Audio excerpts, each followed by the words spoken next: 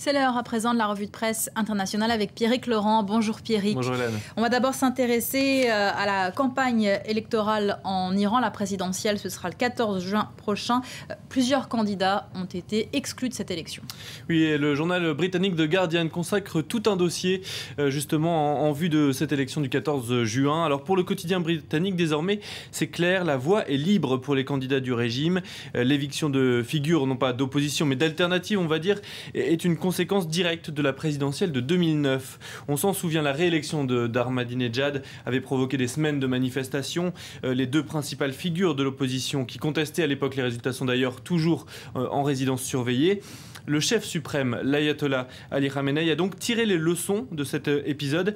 Il n'a laissé la place ni à un proche d'Ahmadinejad, ni à Rafsanjani, ancien président iranien, et qui paye donc cher son soutien à l'époque aux manifestants en 2009. D'autres signes nous montrent que le régime iranien se prépare minutieusement à ces élections. Oui, la sécurité a été renforcée à Téhéran, nous dit The Guardian. Et surtout, jamais autant de journalistes n'ont été en prison. Le Guardian dresse d'ailleurs une liste très détaillée de ces prisonniers politiques. Il serait plus de 2600 journalistes, mais aussi des hommes politiques, des activistes, des étudiants, des blogueurs, des défenseurs des droits des femmes, des artistes. Voici donc quelques portraits. Sur le site internet du Guardian, on peut retrouver 870 profils de ces prisonniers sur lesquels les informations sont suffisamment étayées pour les publier. C'est un site interactif très bien fait sur le site donc, de The Guardian. Certains de ces prisonniers sont d'ailleurs en prison depuis 2009 sans avoir été jugés, sans avoir même parfois de charges précises à leur encontre. Ça nous amène aux questions liées à la liberté de la presse, cette fois aux États-Unis, où il y a un débat en ce moment après la révélation de plusieurs affaires embarrassantes pour le gouvernement. Oui, alors on se souvient notamment de l'affaire de l'agence Associated Press, AP, dont des relevés de lignes téléphoniques ont été saisis à la demande du parquet fédéral. L'agence avait publié des informations sensibles à propos d'un agent américain infiltré au Yémen. Alors pour la première fois, un média donne la parole à des personnes qui défendent au contraire l'administration.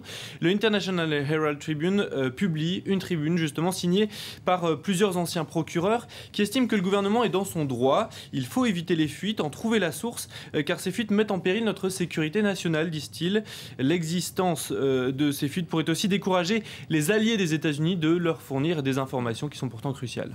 Au Canada voisin, on estime au contraire que rien ne justifie une atteinte à la liberté de la presse. Oui, le National Post appelle à défendre la liberté de la presse. Des gouvernements qui espionnent les journalistes sans supervision judiciaire, c'est le genre d'histoire que l'on s'attend à voir en Chine ou en Russie. Mais jamais on n'aurait imaginé voir ça aux États-Unis, encore moins sous l'administration Obama. Le National Post reconnaît qu'il y a des raisons parfois légitimes pour qu'un gouvernement lance une enquête, mais pas au détriment de la liberté des individus, car dans le cas d'AP, les journalistes n'ont pas été prévenus de l'investigation en cours, ce qui est pourtant la loi. Toujours à propos de la liberté de la presse, mais à propos d'une autre affaire. Cette fois, le Wall Street Journal dénonce lui aussi l'attitude de l'administration Obama. Oui, le journal revient cette fois sur les révélations du Washington Post en début de semaine. Un journaliste de la Fox a été considéré comme un potentiel co-conspirateur parce qu'il avait diffusé des informations sensibles liées à la Corée du Nord. L'administration Obama a même été jusqu'à rechercher dans la boîte mail privée du journaliste. Or, en près de 100 ans, un seul journaliste a été poursuivi pour ce genre de motif, la conspiration. Même Julian Assange, le fondateur de Wikileaks, n'a jamais été autant inquiété.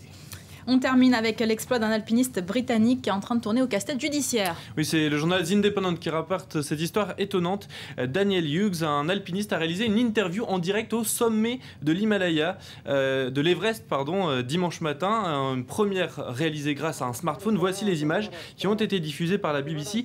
Problème, si l'usage des smartphones n'est pas interdit sur l'Himalaya, pour faire une émission télévisée, en revanche, il faut une autorisation. Et les autorités népalaises ont donc décidé de poursuivre en justice l'agence de trekking qui a organisé cette expédition. Une demande aurait dû être faite expressément auprès du ministère de la Communication népalaise. Voilà, même à 8848 mètres de haut, on ne peut pas faire ce qu'on veut. Merci beaucoup Pierrick. C'était la revue de presse internationale.